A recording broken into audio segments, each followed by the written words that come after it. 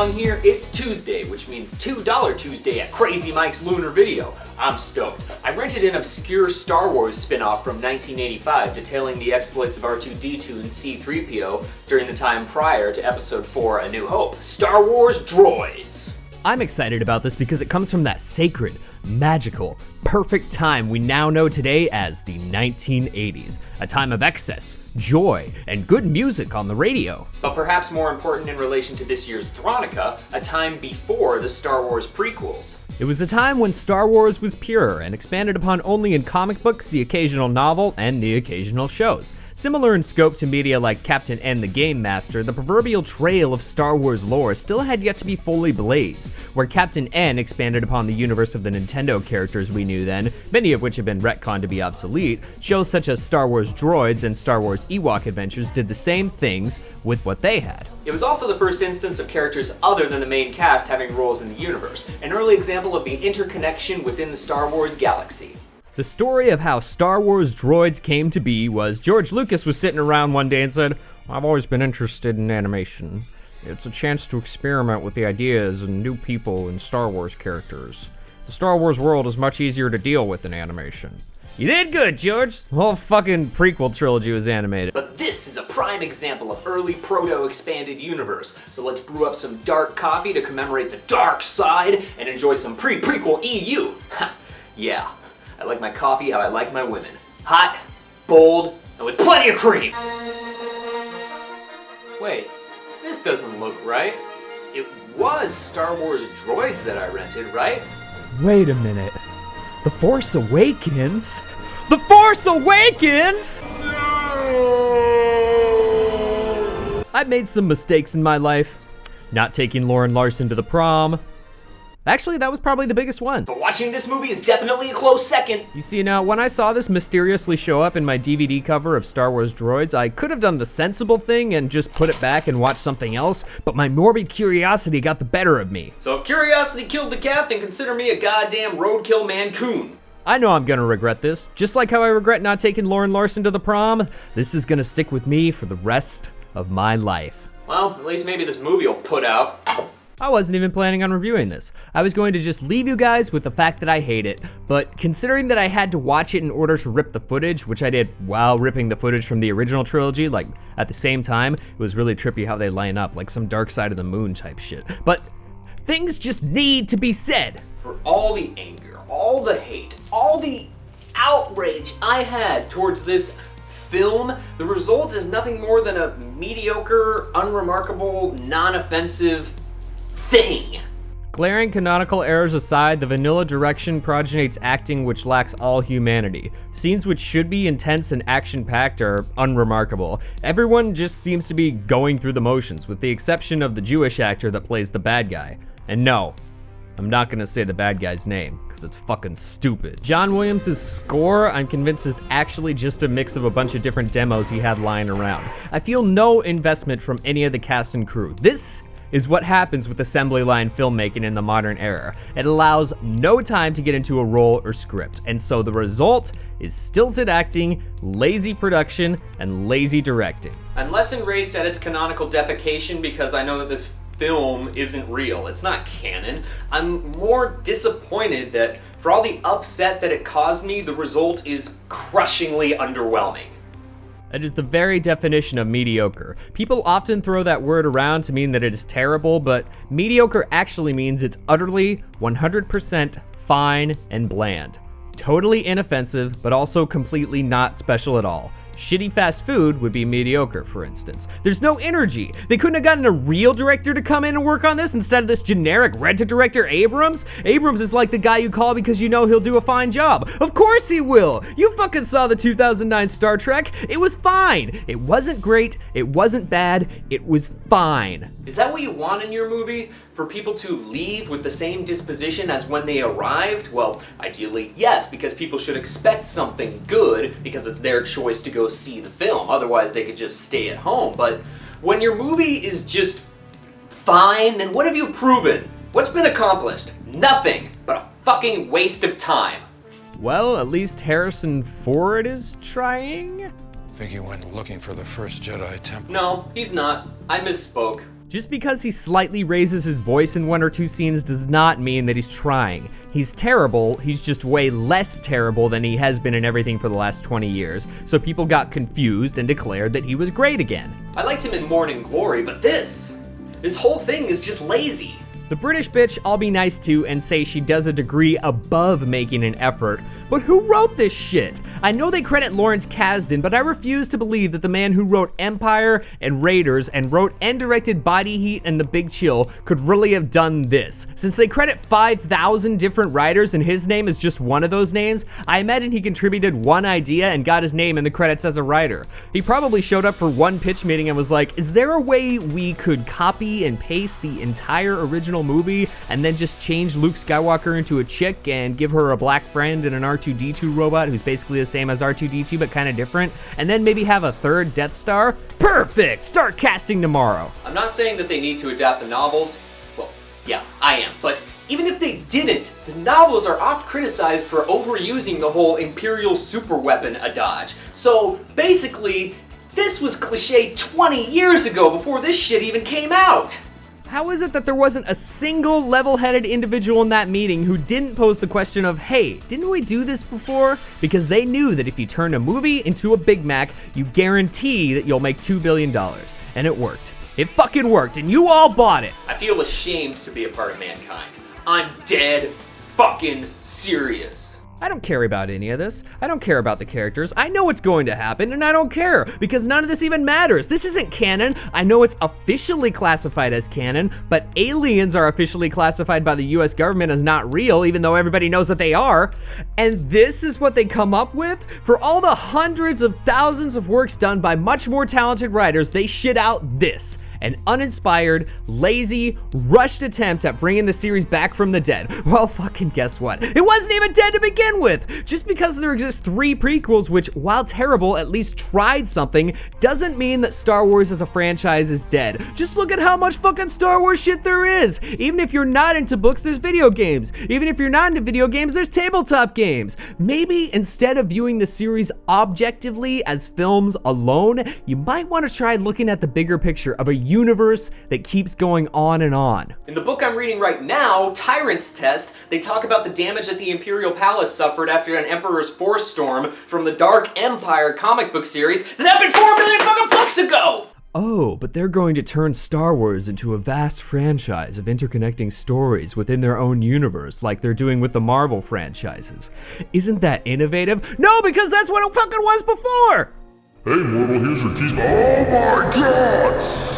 Our Father, who art in heaven, hallowed be thy name. Mortal, where did you retrieve this unholy artifact from? Crazy Mike's lunar video. Damn you, Crazy Mike! Mortal, this is no normal video. This is a tool of the devil, a weapon from hell! But aren't you the devil from hell? Not my hell, mortal, but the hell of the usurper king, the unholy J.J. Abrams. Many moons ago, Abrams came to me with a bargain for his soul, to endure the eternal molestation of the flame in exchange for the supreme destruction of the Star Wars expanded universe and the ultimate success of The Force Awakens, at any cost. Of course! It all makes sense now. I knew he must have cut some deal with the devil. Nobody would have watched that shit otherwise. You're damn right, which is why I need you to travel with me to the depths of hell and retake my throne from the usurper. If I've learned anything from watching your crappy Thronica special, it's that the EU must live on! I will follow. To hell and back, I will follow you. I don't mean that literally, because we're going there. Then come with me, mortal, and together we will destroy J.J. Abrams and reclaim hell under its true ruler, me, Satan! You need to grab anything for the trip? No, I'm set. You sure? Yeah, I'm good. Then to hell with the devil and mortal.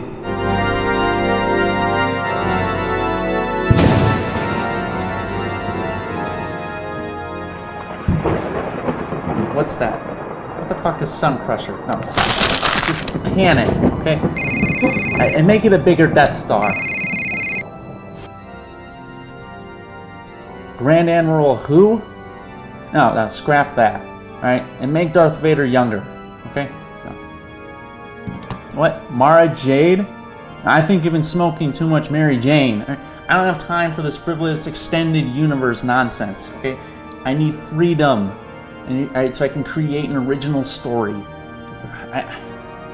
Something with rebels, joining forces to take down an evil empire with the planet-destroying superweapon. Don't give me that look. Now, jot this down. Ideas for Star Wars Episode 8. Resistance fighters flee a secret snowbound location. During the wake of the First Order invasion, and it is revealed that Han Solo is not Kylo Ren's father, but Luke's. And that would make Rey his sister. Now, how's that for an original idea? Oh, get out of here. I don't need you fanboys stifling my creative ideas. Be gone. Be gone. What was that? Minion, get back here. Abrams, this is your master, Satan speaking, and I've got news for you. If you think you can take hell from me, you got another thing coming. Prepare for the ultimate Hell Reclamation Christmas band, Hell Force, featuring Chip Roberts, Satan, Santa Claus, and Abraham Lincoln. What? Abe Lincoln? Mortal, what's he got to do with Christmas? Well, I wanted to be inclusive of every religion, but all I know from the Quran is Abraham. Oh, God damn it, Mortal! Satan, you're delusional, okay? I'm far better at ruling this place than you. People in the mortal realm are just far more miserable since I've been here. It's not about making people miserable, Abrams. It's about making people careless and lazy and want to sit around and masturbate all day, like Chip. Yeah, like me. That's it, Abrams. The gloves are off now. We're going to rock you so hard that your balls will implode into the upper caverns of your lower intestine. Your brain will melt in Dutch molten hot gray matter all over your body, peeling the skin right off the bone. Satan. Your eyes will disintegrate into your skull. Satan! Can we start the song now? Damn it, Mortal, I'm psyching him out. It's what the pro wrestlers do. Your eyes will disintegrate into your skull. 1, 2, ready, go!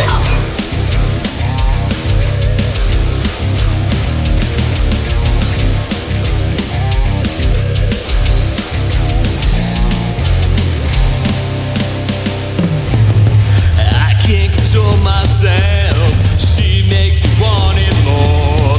I'm gonna be the one who gives it to her. Tattoos, want to squeeze me bone dry.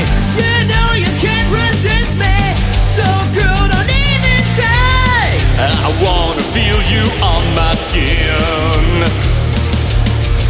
Come on, baby, won't you let me in? Make my Christmas so jolly. You know, baby, it's a dead man's folly.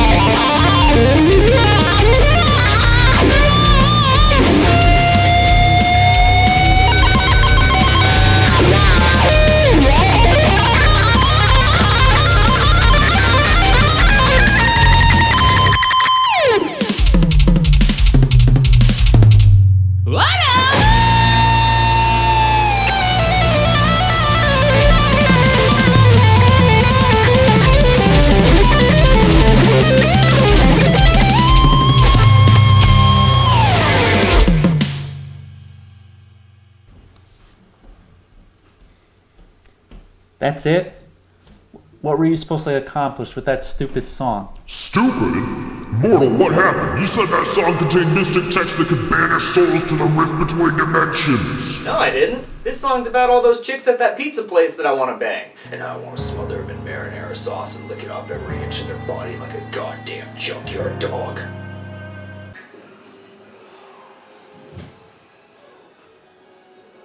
Oh, God damn it, mortal! So there's another Christmas well spent. And as the first annual Thronica draws to a close, we commemorate the greatness of the EU, snuggle up with a damn good cup of coffee, some old friends, and cherish the greatness of the universe which we know and love. Merry Christmas, everybody, and Happy Thronica. Thanks a lot for joining me in this special time of year. I really appreciate it. And I will see you all again next year. Oh man, sucks again! Hey everyone, thank you so much for watching Thronica this year. Thanks for hanging out with me this holiday season. I hope you all have a very Merry Christmas, Happy Hanukkah, Happy Kwanzaa, Happy whatever you celebrate or don't celebrate. Either way, make sure that you're spending it with friends or family who you love and care about, and make sure that even if you don't celebrate any holidays this time of year that you give thanks because you made it through a whole other year. And you know what? That's getting harder and harder sometimes. So celebrate life, celebrate happiness, and celebrate that you are still on this earth to rock! Yeah! Bye guys. Happy holidays.